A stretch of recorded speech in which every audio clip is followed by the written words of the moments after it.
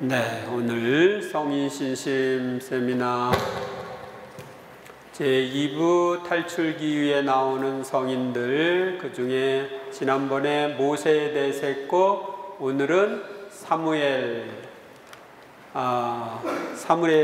대해서 또 다윗과 솔로몬에 대해서 하도록 하겠습니다.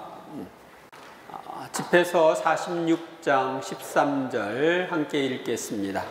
사무엘은 주님께 사랑을 받고 주님의 예언자로서 왕정을 수립하였으며 그분의 백성을 다스릴 통치자들에게 기름을 부어 주었다. 네, 기름을 부어 줌으로써 성령이 임하시고 그가 왕으로서 역할을 하게 되는 거죠. 먼저 사무엘의 탄생. 사무엘은 이스라엘 역사에서 판관 시대가 끝나고 왕정 시대가 열리는 시기의 마지막 판관이었습니다. 사무엘은 엘카나와 한나의 아들로서 자녀를 낳지 못하던 어머니의 기도에 대한 하느님의 응답으로 태어났습니다. 그래서 사무엘상권 1장 10절에 보면 한나는 마음이 쓰라려 흐느껴 울면서 주님께 기도하였다. 아이를 달라고 기도한 거예요. 그는 서원하며 이렇게 말하였다. 만군의 주님, 이 여종의 가련한 모습을 눈여겨보시고 저를 기억하신다면 그리하여 당신 여종을 잊지 않으시고 당신 여종에게 아들 하나만 허락해 주신다면 그 아이를 한평생 주님께 바치고 그 아이의 머리에 면도칼을 대지 않겠습니다. 이게 이제 면도칼을 대지 않고 한평생 바치는 것, 그게 이제 나디르인이라고 해서 여러분들이 삼손이 머리칼을 면도칼을 대지 않았을 거 나오죠? 네. 그래서 그 하느님께 온전히 봉헌된 존재로 살도록 하겠다 하는 어머니의 기도였습니다. 그러자 이제 엘리가 안심하고 돌아가시오. 이스라엘의 하느님께서 당신이 드린 청을 들어주실 것이요 하고 대답했다. 엘리는 사제를 그 당시에 사제를 가리킵니다. 엘리 사제가 때가 되자 한나가 임신하여 아들을 낳았다. 한나는 내가 주님께 청을 드려 얻었다 하면서 아이의 이름을 사무엘이라 하였다. 그래서 주님께 청해서 얻었다는 뜻으로 사무엘이라는 이름이 주어집니다. 어릴 때 사무엘은 주님께 봉헌되어 살았습니다. 사무엘은 어머니 한나가 서원한 대로 주님께 봉헌되어 엘리 사제의 지도를 받으며 성전에서 살았습니다. 지금 봉헌하는 거예요. 사무엘상권 1장 27절에 보면 제가 기도한 것은 이 아이 때문입니다. 주님께서 제게 청을 들어주셨습니다. 그래서 저도 아이를 주님께 바치기로 하였습니다. 이 아이는 평생을 주님께 바친 아이입니다 하면서 아이를 엘리 사제에게 한나 어머니가 데리고 와서 바치는 이야기가 나옵니다. 엘카나는 라마에 있는 자기 집으로 돌아갔으나 아이는 엘리 사제 앞에서 주님을 섬겼다. 사무엘은 어린 나이에 아마포 에폿을 두르고 주님을 섬겼다. 이것은 하느님 앞에서 입는 예복입니다. 예복을 입고 섬겼다. 한편 어린 사무엘은 주님과 사람들에게 총애를 받으며 무럭무럭 자라났다. 주님과 사람들에게 총애를 받았다. 하느님의 등불이 아직 꺼지기 전에 사무엘이 하느님의 궤가 있는 성전에서 자고 있었는데 주님께서 사무엘을 부르셨다. 그 아이가 성전을 지키기 위해서 또 성전에서 이렇게 주님과 가깝게 지내기 위해서 아무 작업이 있었을 것 같습니다. 그런데 하느님이 사무엘을 부르십니다. 주님, 근데 처음에는 못 알아들었어요. 그래서 엘리의 사자에 가서 부르셨습니까? 하니까 아니라고 해서 이제 세 번째 다시 불렀을 때 이야기합니다. 다시 주님께서 세 번째로 다시 사무엘을 부르시자 그는 일어나 엘리에게 가서 저를 부르셨지요? 저 여기 있습니다 하고 말하였다. 그제야 엘리는 주님께서 그 아이를 부르고 계시는 줄 알아차리고 사무엘에게 일렀다. 가서 자라. 누군가가 다시 너를 부르거든 주님 말씀하십시오. 당신 종이 듣고 있습니다 하고 대답하여라. 사무엘은 잠자리에 누웠다. 주님께서 찾아와 서시어 아까처럼 사무엘아 사무엘아 하고 부르셨다.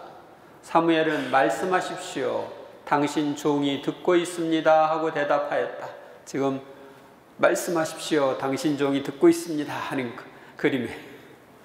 그래서 이제 사무엘이 자라는 동안 주님께서 그와 함께 계시어 그가 한 말은 한마디도 땅에 떨어지지 않게 하셨다.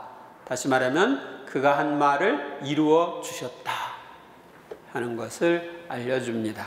여러분들이 이제 옛날에 그 버스 같은 데 보면은 어떤 소녀가 이렇게 기도하고 있는 모습, 오늘도 부산 이런 거 있었죠? 그게 원래 사무엘입니다. 사무엘이 기도하는 모습을 그린 겁니다. 사무엘이 이스라엘의 판관으로 일함. 사무엘은 이스라엘의 판관이 되어 필리스틴들의 손에서 이스라엘을 구하여 다스렸습니다. 여러 가지 그 문제들을 해결해 주는 지도자가 된 거죠. 사무엘 상권 7장 3절에 보면 사무엘이 이스라엘 온 집안에게 말하였다. 여러분이 마음을 다하여 주님께 돌아오려거든 여러분 가운데에서 낯선 신들과 아스타롯을 치워버리시오. 여기서 낯선 신들, 이방인들이 섬기는 신들이고 아스타롯도 그 신들 중에 하나입니다. 여러분의 마음을 주님께만 두고 그분만을 섬기십시오. 그러면 그분께서 여러분을 필리스티인들의 손에서 빼내어 주실 것이요. 이 필리스티아인들이 섬기는 신들을 섬기니까 이스라엘 백성들이 그들 밑으로 들어가게 되는 거예요. 그래서 그들의 지배를 받게 되고 거기서 아우성을 쳤을 때 그런 신들을 다 버리고 주님께 돌아오면 그들의 손아귀에서 빼내줄 거다 하고 이야기합니다. 우리가 어떤 신들을 섬기면 하느님이 아닌 다른 우상을 숭배하면 그 밑으로 들어가는 거예요. 또 그것을 섬기는 사람들 밑으로 들어가게 되는 거죠. 그리하여 이스라엘 자손들은 바알과 아스타롯을 치워버리고 주님만을 섬겼다. 그러니까 이 바알 신, 아스타롯 신을 그 신상을 치워버리고 이제 주님만을 섬깁니다. 사무엘은 미츠파에서 이스라엘 자손들을 위하여 판관으로 일하였다. 필리스티인들은 이스라엘 자손들이 미츠파에 모였다는 소식을 들었다. 그래서 필리스티인들의 통치자들이 이스라엘을 치러 올라왔다. 사무엘이 아직 번제를 바치고 있을 때 필리스티인들이 이스라엘과 싸우려고 다가왔다. 그날 주님께서 필리스티아인들 위에 큰 소리로 천둥을 울리시어 그들을 혼란에 빠뜨리시자 그들은 이스라엘 앞에서 패배하였다. 그래서 하느님이 사무엘과 함께 하시는 모습을 볼 수 있습니다. 그래서 당신이 손수 제사를 드리는 사무엘 편이 되어서 싸우시고 그래서 필리스티아인들을 물리치십니다. 필리스티아인들은 이렇게 꺾이고 나서 다시는 이스라엘 영토로 들어오지 않았다. 사무엘이 살아있는 동안에는 주님의 손이 필리스테아인들을 억누르셨던 것이다. 그래서 필리스테아인들이 섬기는 신들을 버리고 하느님께 돌아왔을 때 하느님이 그들을 돌보시는 모습을 볼 수 있습니다. 이 필리스티아인들, 요즘에 팔레스티아인들 그렇게 표현을 하죠. 이게 필리스티아에 나온 말이에요. 이스라엘 땅을 팔레스티나 지역, 옛날에는 필리스티아인들이 사는 지역, 그거랑 서로 연결이 되는 겁니다. 사무엘은 살아있는 동안 내내 이스라엘을 위하여 판관으로 일하였다.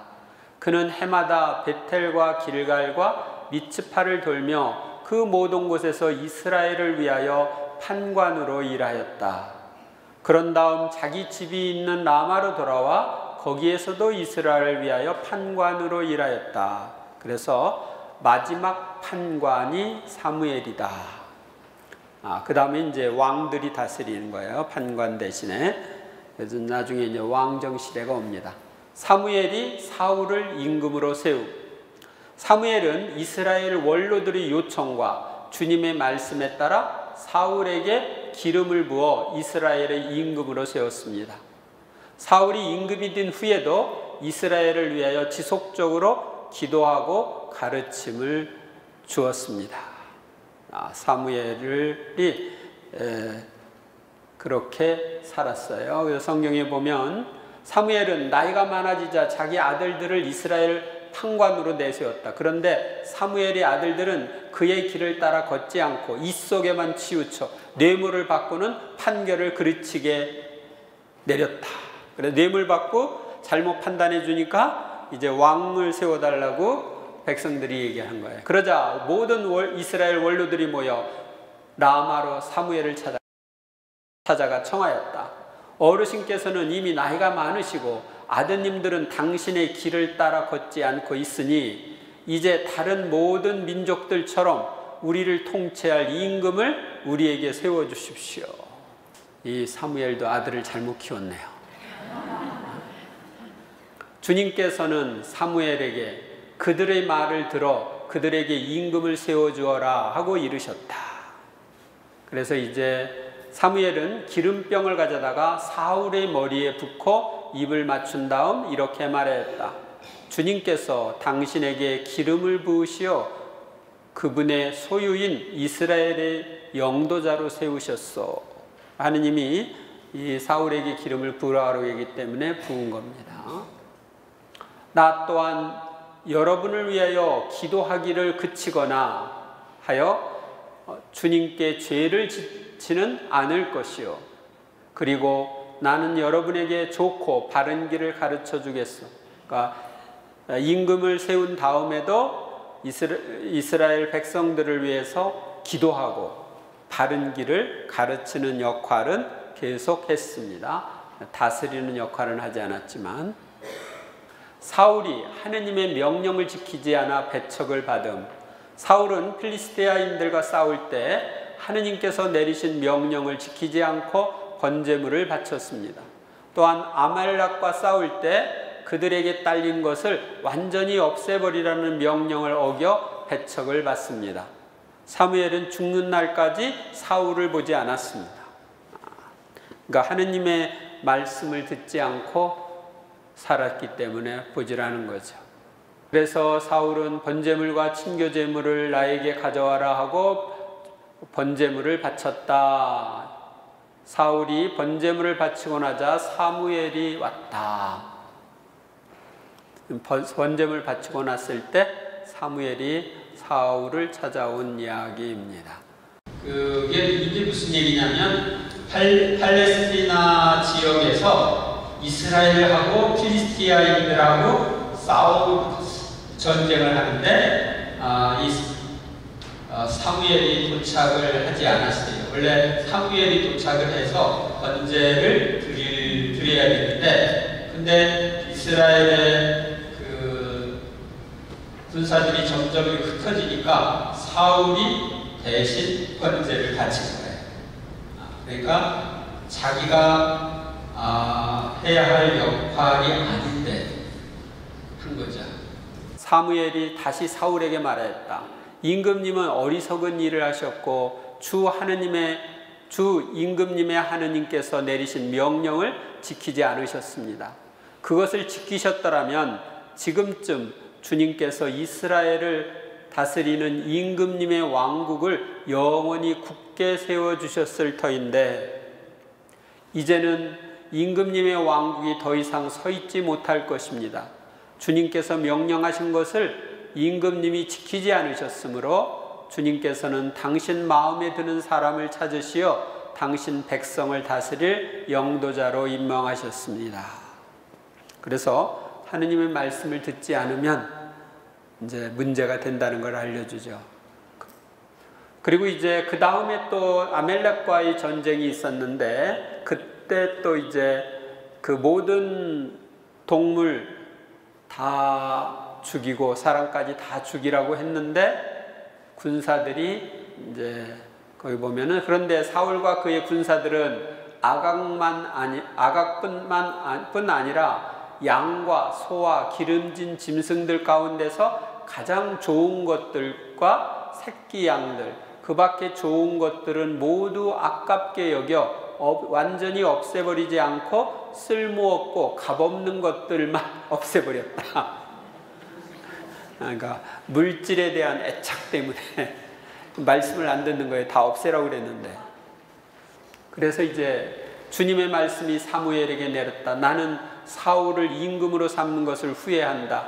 그는 나를 따르지 않고 돌아섰으며 내 말을 이행하지 않았다. 그러자 사무엘이 말하였다. 주님의 말씀을 듣는 것보다 번제물이나 희생제물을 바치는 것을 주님께서 더 좋아하실 것 같습니까? 진정 말씀을 듣는 것이 제사 드리는 것보다 낫고 말씀을 명심하는 것이 순양이 기름기보다 낫습니다. 거역하는 것은 주님을 거역하는 것은 점치는 죄와 같고 고집을 부리는 것은 우상을 섬기는 것과 같습니다. 고집을 부리면 자기 자신이 우상이 되는 거예요. 자기 뜻이 우상이 되는 거예요. 임금님이 주님의 말씀을 배척하셨기에 주님께서도 임금님을 왕위에서 배척하셨습니다. 그러니까 사울이 망한 것은 하느님을 먼저 배척을 했기 때문에 하느님의 말씀을 배척했기 때문에 망하게 된 거예요. 사무엘은 죽는 날까지 사울을 다시 보지 않았다. 그러면서도 그는 사울을 두고 슬퍼하였다. 주님께서도 사울을 이스라엘 위에 임금으로 세우신 것을 후회하셨다. 그래서 여러분들도 하느님의 말씀을 듣지 않으면 하느님이 후회하실 경험을 그래서 하느님 말씀대로 사는 게 굉장히 중요합니다. 사무엘이 죽었다. 그러자 온 이스라엘이 모여들어 그의 죽음을 애도하며 라마에 있는 그의 집에 그를 묻었다. 다음에 이제 다윗은 염소 새끼들과 놀듯 사자들과 놀고 양들 가운데 어린 양과 놀듯 곰과 놀았다. 그가 아직 소년이었을 때 거인을 죽여 백성의 수치를 씻어주지 않았더냐. 그는 손을 쳐들어 돌팔매로 골리앗의 교만을 꺾었다. 집에서 47장 3절에서 4절에 있는 내용입니다. 먼저 다윗이 기름 부음을 받음. 다윗은 이사이의 8번째 아들, 막내 아들입니다. 막내 아들로 태어났어요. 목동으로 양을 치고 있었는데 주님의 선택을 받았습니다. 사울이 주님의 명령을 따르지 않자 주님의 영이 떠나고 악령이 그를 괴롭힐 때 다윗이 비파를 타 도움을 주었습니다. 이렇게 이사이가 아들 7을 사무엘 앞으로 지나가게 하였으나 사무엘은 이사이에게 이들 가운데는 주님께서 뽑으신 이가 없소 하였다. 사무엘이 이사이에게 아들들이 다 모인 겁니까? 하고 묻자 이사이는 막내가 아직 남아있지만 지금 양을 치고 있습니다 하고 대답하였다. 사무엘이 이사이에게 말하였다. 사람을 보내 데려오시오. 그가 여기 올 때까지 우리는 식탁에 앉을 수가 없소. 그래서 이사이는 사람을 보내어 그를 데려왔다. 그는 볼이 불그레하고 눈매가 아름다운 잘생긴 아이였다. 10대예요, 10대. 주님께서 바로 이 아이다. 일어나 이 아이에게 기름을 부어라 하고 말씀하셨다. 사무엘은 기름이 담긴 뿔을 들고 형들 가운데에서 그에게 기름을 부었다.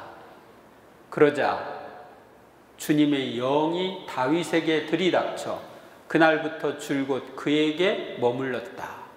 주님의 영, 성령이 다윗에게 들이닥쳐서 그날부터 줄곧 그에게 머물러서 다윗을 힘있게 지혜롭게 해 주시죠. 다윗과 함께 하십니다.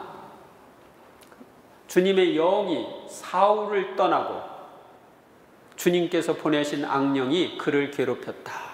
그러니까 하느님의 말씀을 듣지 않았기 때문에 사무엘이 기름을 부었을 때 내렸던 주님의 영이 사울을 떠나는 거예요. 우리가 죄를 지으면, 대죄를 지으면 은총을 상실하죠. 그거랑 같아요. 그리고 주님께서 보내신 악령이 그를 괴롭혔다. 주님께서 보내셨다기보다는 하느님을 떠났기 때문에, 하느님 말씀을 떠났기 때문에 나도 하느님 말씀 안 듣고 떠났는데 그러고 마귀가 너랑 나랑 같은 부류야. 그러고 온 거죠.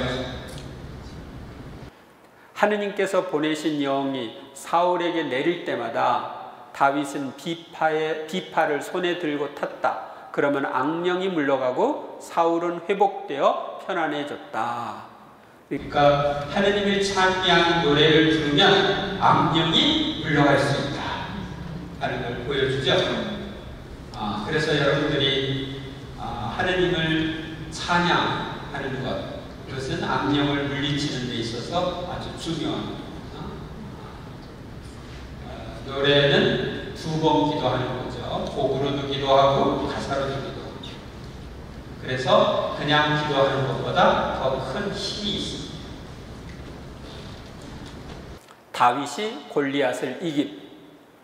하느님을 믿는 다윗이 필리스티아인 진영의 골리앗과 싸워서 승리하자 사울의 아들 요나탄은 다윗을 자기 목숨처럼 사랑했습니다.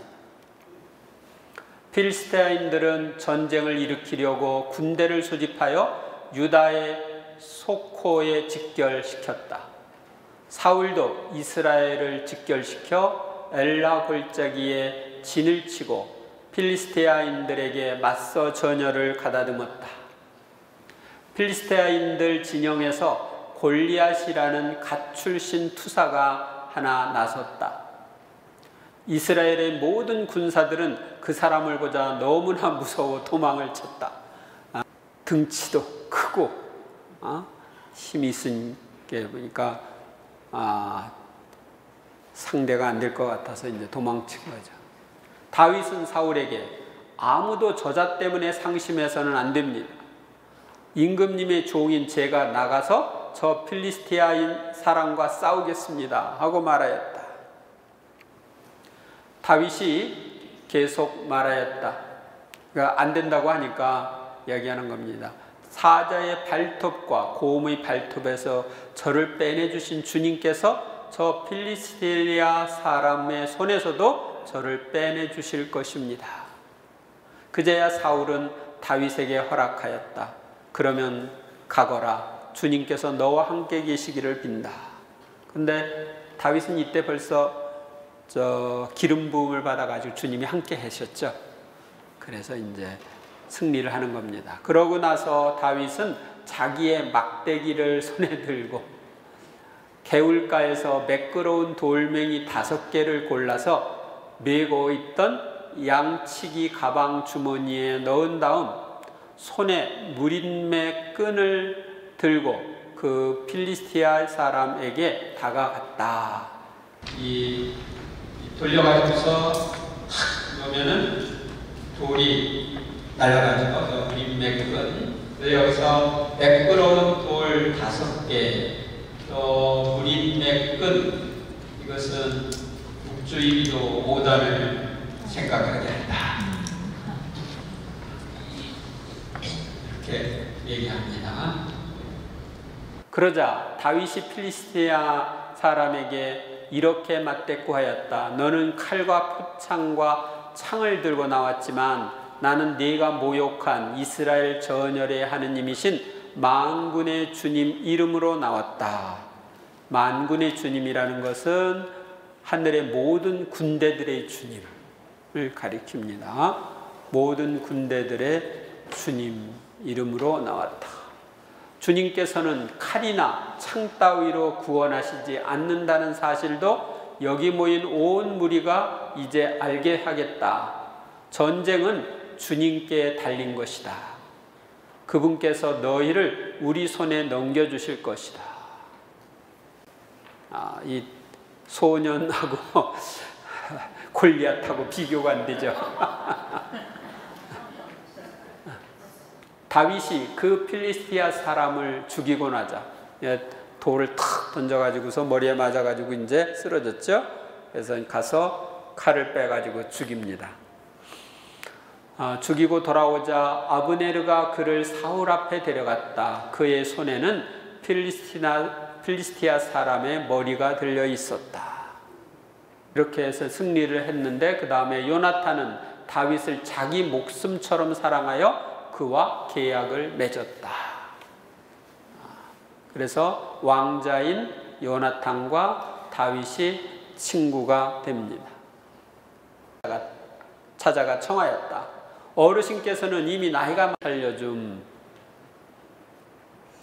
다윗은 자신을 죽이려 찾아 나선 사울을 2번이나 죽일 수 있는 기회가 있었지만 죽이지 않고 살려줍니다.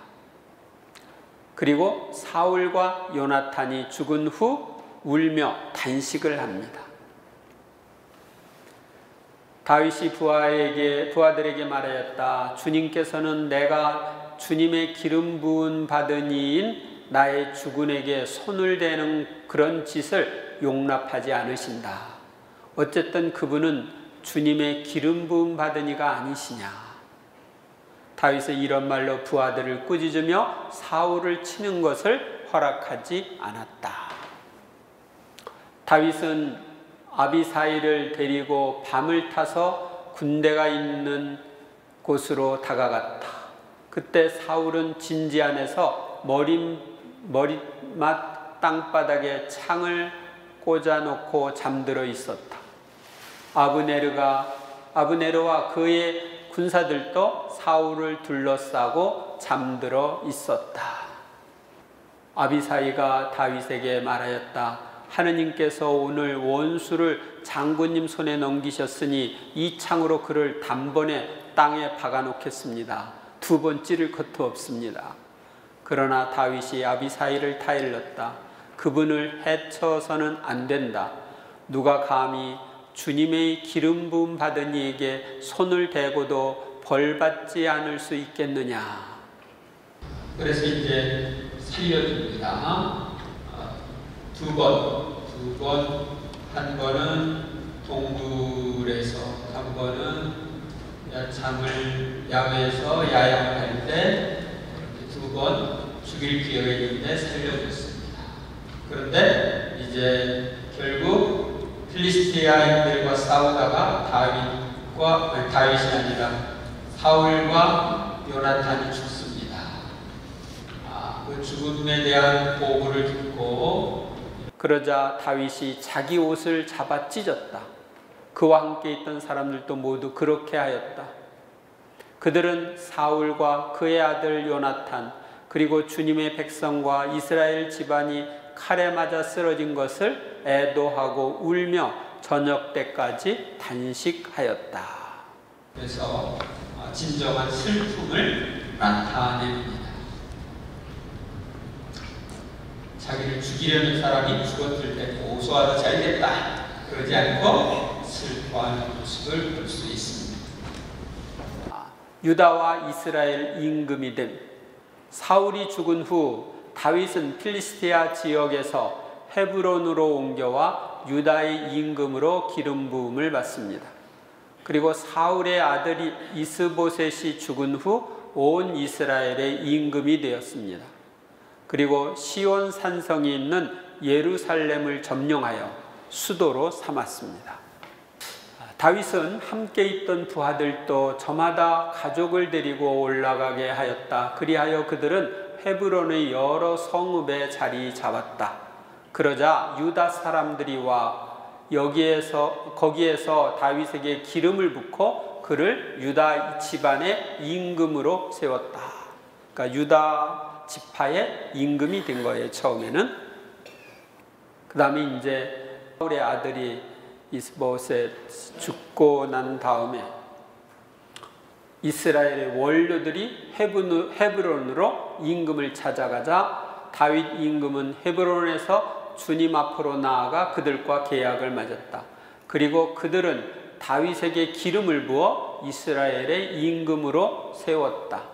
다윗은 30살에 임금이 되어 40해 동안 다스렸다. 그러니까 70에 죽었다. 이 얘기가 되겠죠. 70까지 사는 거예요.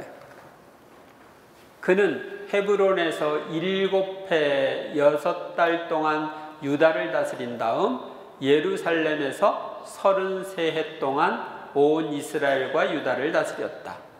다윗은 시온 산성을 점령하였다. 그곳이 바로 다윗성이다. 그래서 지금 예루살렘 지역이 시온 산성, 다윗성입니다. 다윗이 메시아 왕국에 대한 예언을 받음. 하느님이 좋아서 주님 앞에서 춤을 춘 다윗은 나탄 예언자를 통하여 후손 가운데 메시아가 나와 다윗의 왕자가 영원할 것이라는 말씀을 듣습니다. 지금 춤추고 있는 다윗은 아마포 에봇을 입고 온 힘을 다하여 주님 앞에서 춤을 추었다. 다윗과 온 이스라엘 집안은 함성을 올리고 나팔을 불며 주님의 궤를 모시고 올라갔다. 그러니까 주님의 궤를 예루살렘으로 모시고 올라가는 거예요. 이러한 다윗에게 나탄 예언자를 통해서 하느님이 말씀하십니다. 너의 날수가 다 차서 조상들과 함께 잠들게 될 때 내 몸에서 나와 내 뒤를 이을 후손을 내가 일으켜 세우고 그의 나라를 튼튼하게 하겠다. 그는 나의 이름을 위하여 집을 짓고, 이것은 이제 솔로몬이 집을 지은 거죠. 나는 그 나라의 왕자를 영원히 튼튼하게 할 것이다. 영원히 튼튼하게 하려면 하느님이 영원하신 분이기 때문에 하느님이신 분이셔야 돼요. 여기에서 메시아에 대한 예언이 암시되어 있습니다. 나는 그의 아버지가 되고 그는 나의 아들이 될 것이다. 너의 지방과 나라가 내 앞에서 영원히 굳건해지고 내 왕자가 영원히 튼튼하게 될 것이다. 영원히 튼튼하게 되려면 영원한 분이 왕자를 차지해야 튼튼하게 되는 거죠. 사람은 일정한 수명 후에는 죽기 때문에 영원히 튼튼할 수가 없습니다. 다윗의 실수. 다윗은 우리아를 죽이고 그의 아내 밧세바를 아내로 삼는 죄를 지어 다윗 집안의 칼부림이 계속되는 벌을 받습니다. 또한 다윗 하느님을 믿지 못하고 인구조사를 하는 실수를 저질러 7만 명이 흑사병으로 죽는 재앙을 당합니다. 성경에 보면 너는 히타이트 사람 우리아를 칼로 쳐 죽이고 그의 아내를 내 아내로 삼았다. 너는 그를 암몬 자손의 칼로 죽였다. 그러므로 이제 내 집안에서는 칼부림이 영원히 그치지 않을 것이다. 그러니까 이 다윗이 밤에 옥상에서 이러고 보니까 목욕을 하는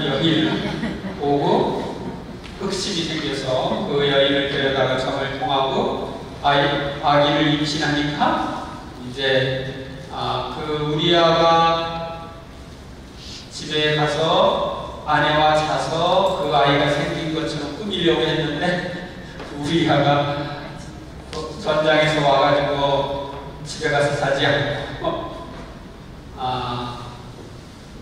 그래서 결국은 우리아를 전쟁에서 죽게 모압 사람들과 싸우는데 결국 암몬 사람들과 싸우는데 거기에서 죽게 만듭니다.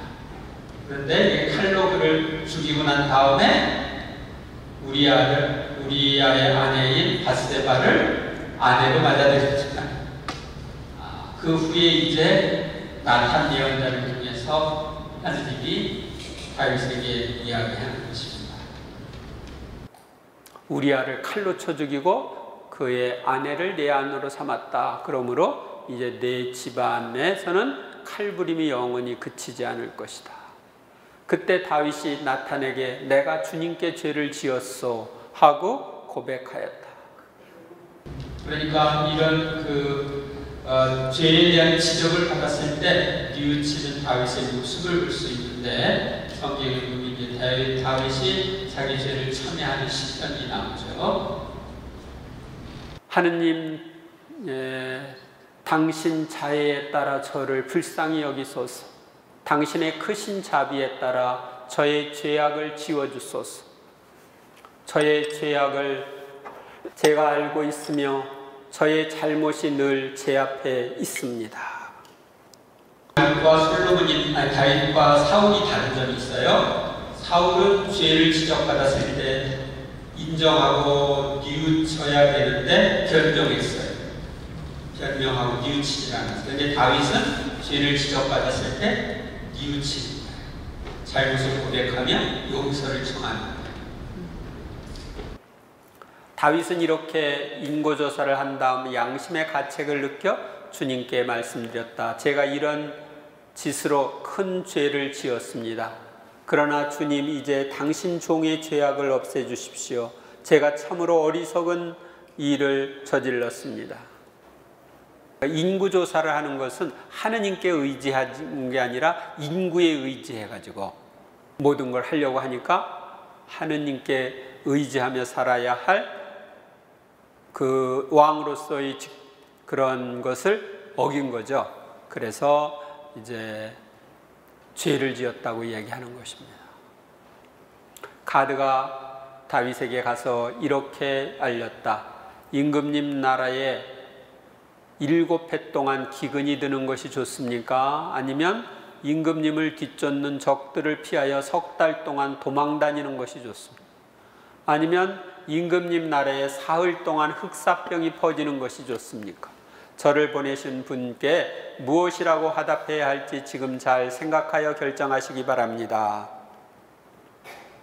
그러자 다윗이 가드에게 말하였다. 괴롭기 그지없구려. 그러나 주님의 자비는 크시니 사람 손에 당하는 것보다 주님 손에 당하는 것이 낫겠소. 그리하여 주님께서 그날 아침부터 정해진 날까지 이스라엘의 흑사병을 내리시니 다안에서 브에르세바까지 백성 가운데 7만 명이 죽었다. 사람에게 의지하기 위해서 인구조사를 했는데 오히려 사람이 죽게 되는 그런 재앙을 하는 것입니다. 그 다음 솔로몬.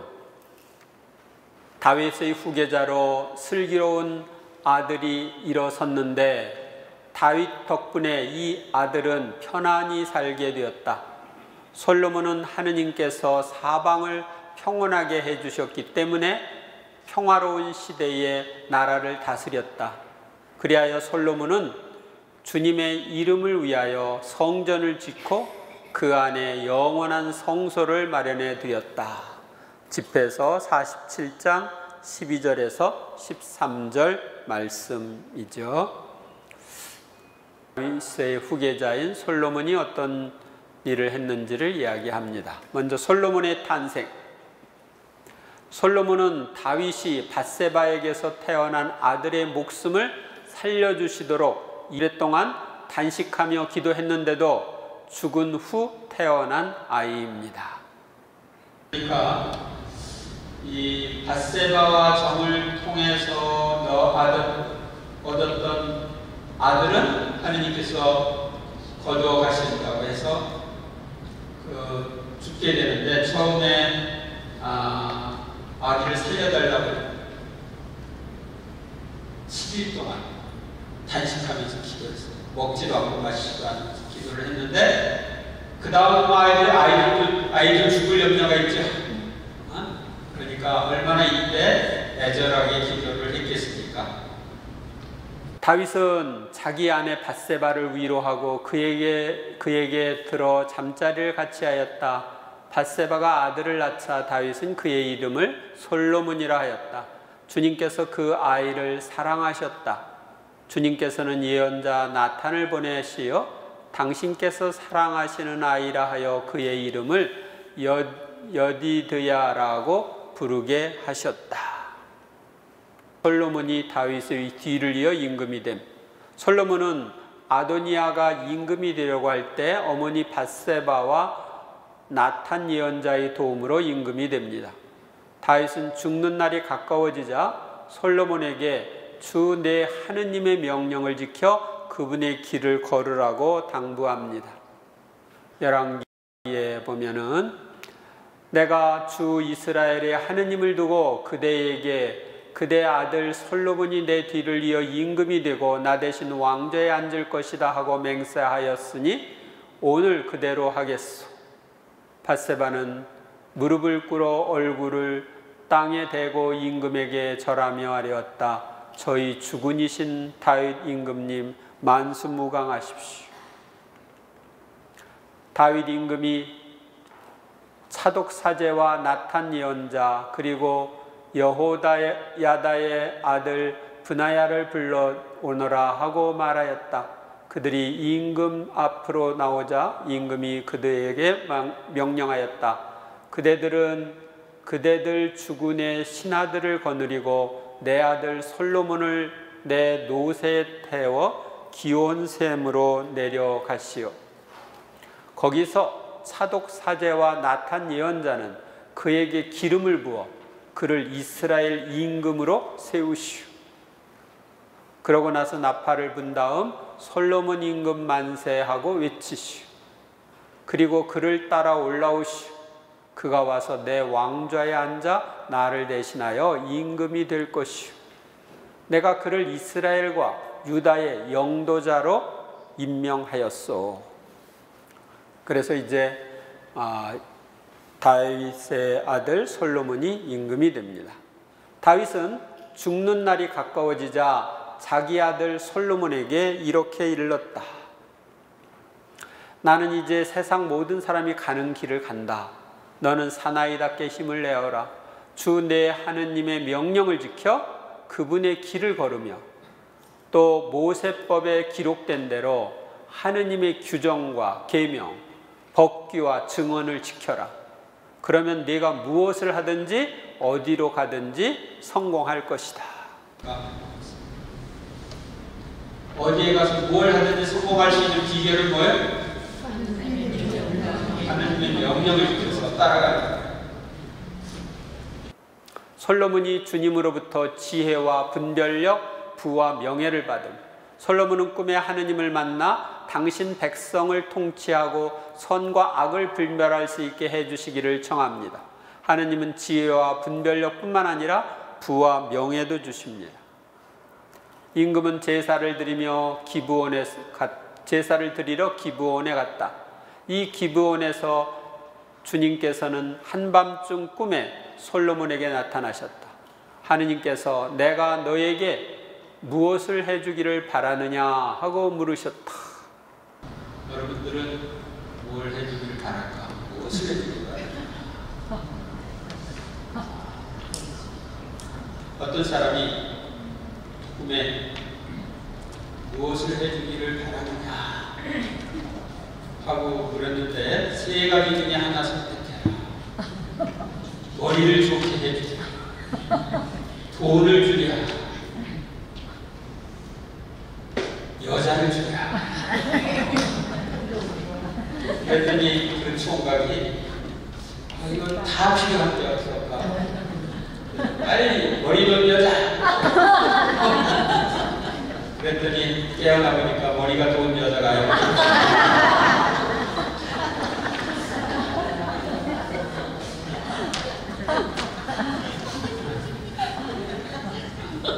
세상 욕심을 기만해.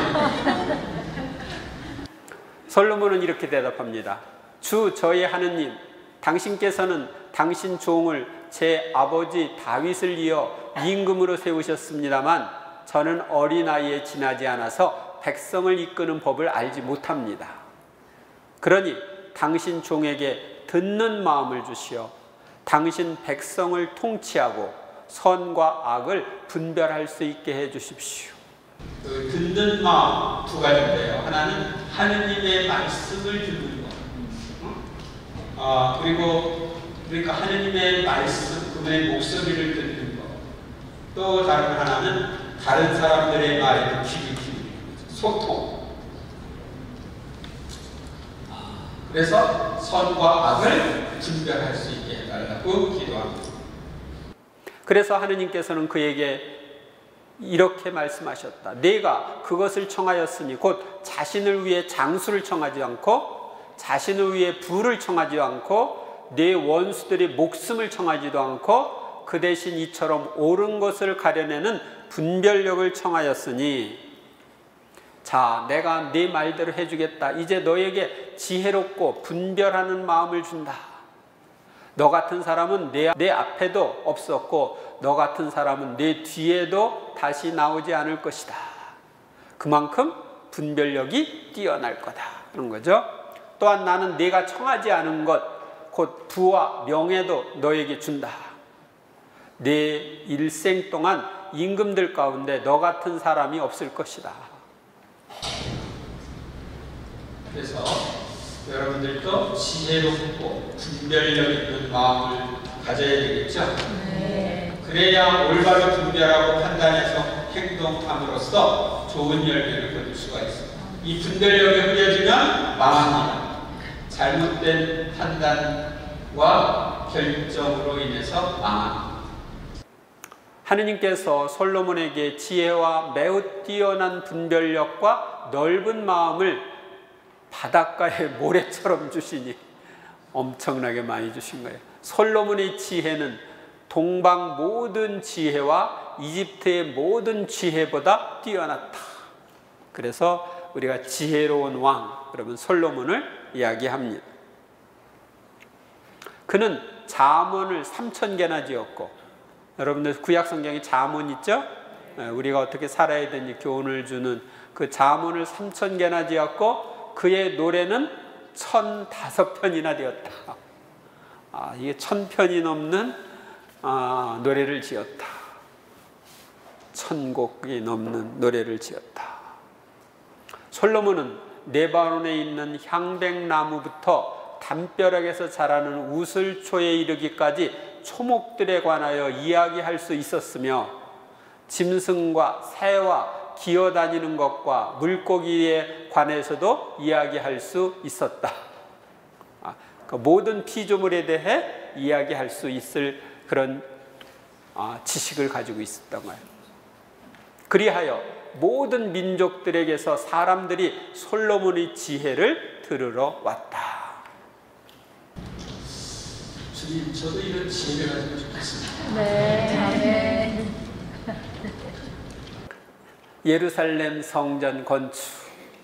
솔로몬은 7년에 걸쳐 예루살렘 성전을 지어 계약의 교회를 모시고 성전 봉헌식을 합니다. 이스라엘 자손들이 이집트 땅에서 나온 지 480년, 솔로몬이 이스라엘을 다스린 지 4년째 되던 해 지우달, 곧 둘째 달에 솔로몬은 주님의 집을 짓기 시작하였다. 그리하여 제11년 불달, 곧 8째 달에 그 집은 모든 부분이 설계한 대로 완공되었다. 솔로몬이 그 집을 짓는 데는 7해가 걸렸다. 7해가 걸려서 성전을 지었어. 솔로몬의 기도, 성전에서 계약의 궤를 모시고 주님의 제단 앞에서 바친 기도의 일부분을 살펴보겠습니다. 함께 바쳐볼까요? 주 저의 하느님, 당신 종의 기도와 간청을 돌아보시오. 오늘 당신 종이 당신 앞에서 드리는 이 부르짖음과 기도를 들어주십시오. 그리하여 당신의 눈을 뜨시고 밤낮으로 이 집을 곧 당신께서 내 이름이 거기에 머무를 것이다 하고 말씀하신 이곳을 살피시오. 당신 종이 이곳을 향하여 드리는 기도를 들어주십시오.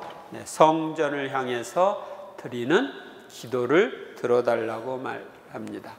또한 당신 종과 당신 백성 이스라엘이 이곳을 향하여 드리는 간청을 들어주십시오. 부디 당신께서는 계시는 곳 하늘에서 들어주십시오. 들으시고 용서해 주십시오. 이렇게 자신의 기도뿐만 아니라 백성의 기도도 다 들어달라고, 성전을 향해서 바치는 기도를 들어달라고 청합니다.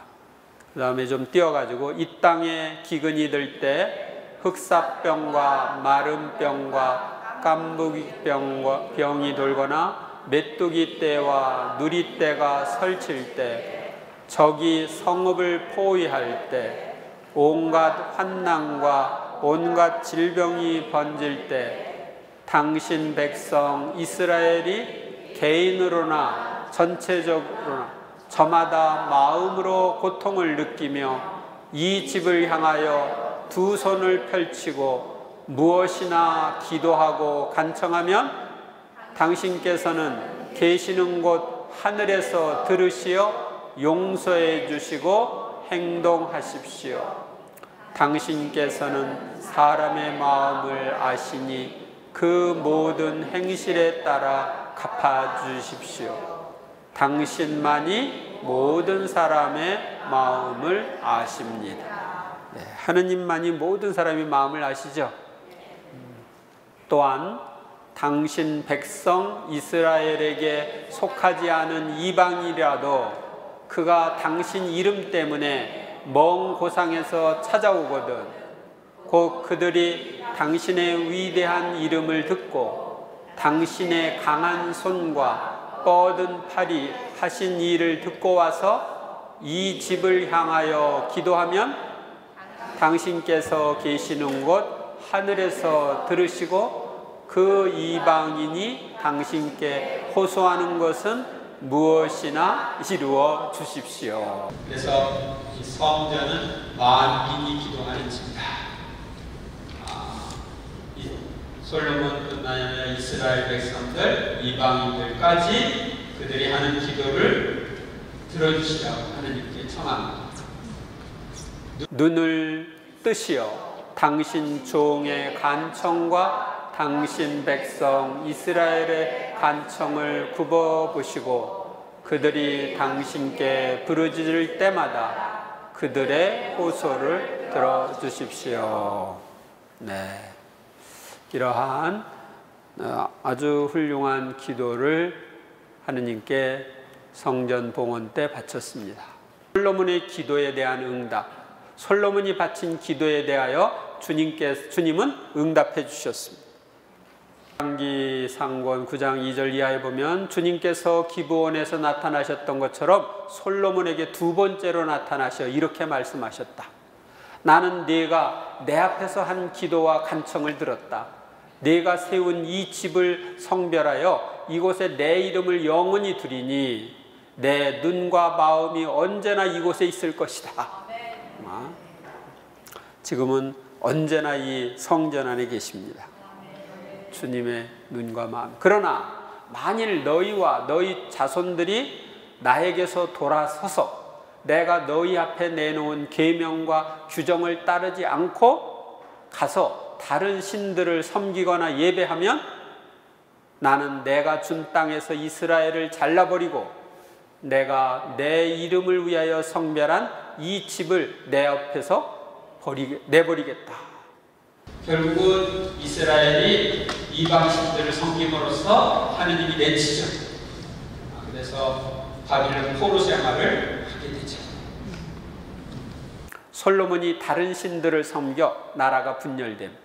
솔로몬은 많은 외국 여자들을 사랑하여 그들이 원하는 대로 그들의 신들을 위한 산당을 짓고 제물을 바칩니다. 솔로몬이 하느님에게서 돌아섰기에 왕국의 분열이라는 아픔이 왔습니다. 솔로몬 임금은 파라오의 딸뿐 아니라, 파라오는 이집트의 왕이죠. 파라오의 딸뿐 아니라 모압 여자와 암몬 여자, 에돔 여자와 시돈 여자, 그리고 히타이트 여자 등 많은 외국 여자를 사랑하였다. 솔로몬에게는 왕족 출신 아내가 700명, 후궁이 300명이나 되었다. 그 아내들은 그의 마음을 돌려놓았다. 그러니 한 사람과 하룻밤에 한 번씩만 산다 해도 3년 걸리는 거예요. 솔로몬이 늙자 그 아내들이 그의 마음을 다른 신들에게 돌려놓았다. 이렇게 하여 솔로몬은 자신의 모든 외국인 아내를 위하여 그들의 신들에게 향을 피우고 제물을 바쳤다. 지금 우상 숭배하고 있는 솔로몬의 모습. 나이 들어서 부인 따라간다. 근데 부인이 이방이냐, 그래서 이방신들을 따라가는 모습을 볼 수가 있습니다.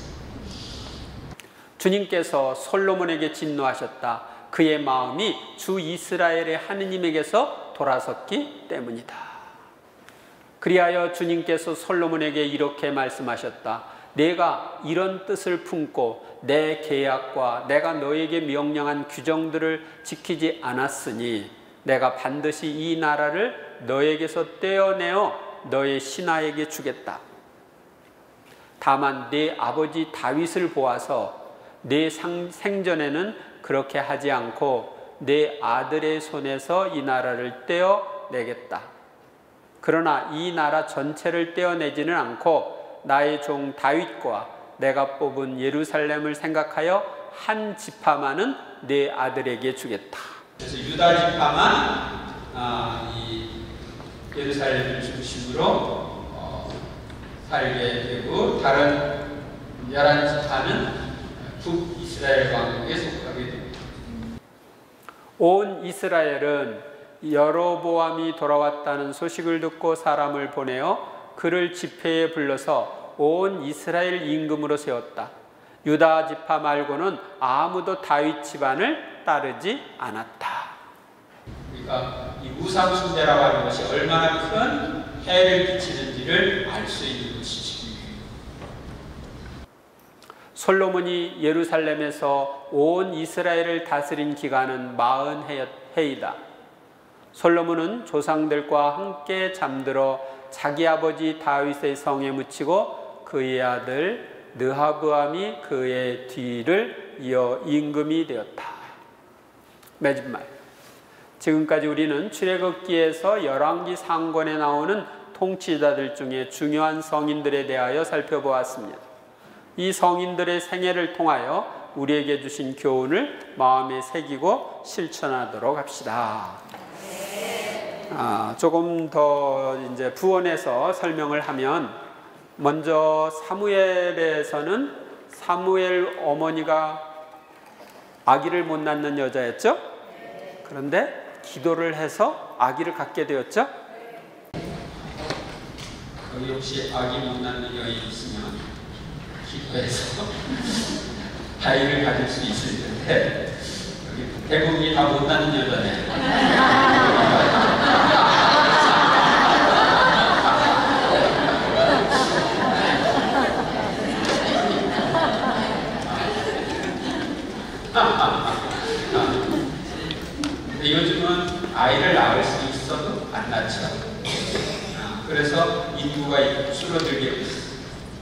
그러니까 지금 우리나라는 둘이 결혼해서도 둘은 나의 현상 유지가 되는데 하나밖에 안 나오니까 평균 한 명, 이제 1.2명에서 지금은 1.05명 뭐 이렇게 지금 떨어지고 있어요. 그러니까 이제 한 명 밑으로 내려갈 거다.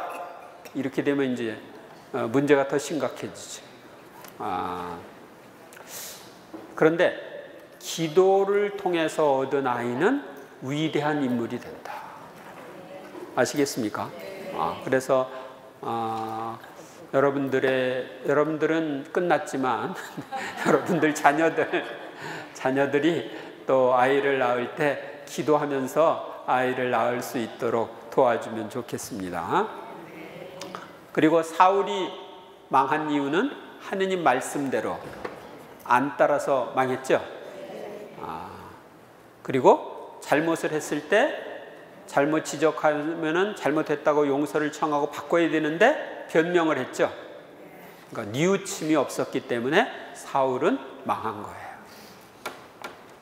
그런데 다윗은 막내, 8번째 막내였는데 임금이 됐어요. 꼴찌가 첫째가 된 거예요. 요새 유명하고 그 능력 있는 사람, 그런 사람들이 왜 적으냐? 닥태를 해서 적대요. 그 다음에 나 좋은 아이 줄 텐데 죽였으니 그렇게 좋은 아이가 안 나타난다. 되게 성인 성녀들 나중에 여러분들이 생애를 교회 역사 안에서 이렇게 공부하게 되면 나이가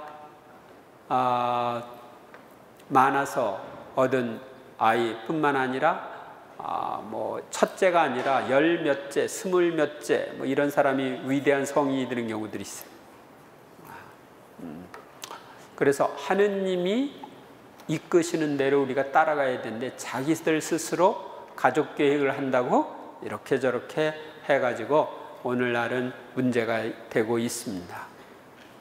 다윗은 잘못을 했지만 사람을 죽이는 잘못을 했지만 그 죄를 뉘우침으로써 용서를 받죠.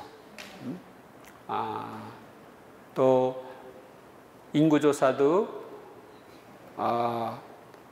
하지 말아야 되는데 사람에게 의지하기 위해서 자기 군대에 나갈 사람이 몇 명이나 되나 이런 걸 체크를 하다가 또 재앙을 받습니다. 그러니까 하느님께 의지하는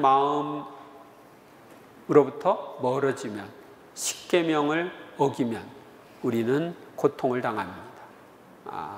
그리고 거기에 대한 대가를 지불합니다. 솔로몬이 위대한 임금이 될 수 있었던 것은 다윗 덕분. 다윗이 그 솔로몬의 형 밧세바와 정을 통해서 얻은 첫 아이가 죽을 때 얼마나 기도를 했을까. 7일 동안 단식하면서 살려달라고 기도를 했는데 사실은 살려달라고 기도했을 뿐만 아니라 그 후에도 계속 죽으면 어떡하나 그런 염려가 있었을 거예요. 그래서 그 후손을 축복해 주시도록, 죽지 않게 해 주시도록 다음 태어날 아이를 위해서 많이 기도했을 거예요. 그래서 어떤 면으로 보면 솔로몬은 기도를 통해서 얻은 아이일 수 있어요.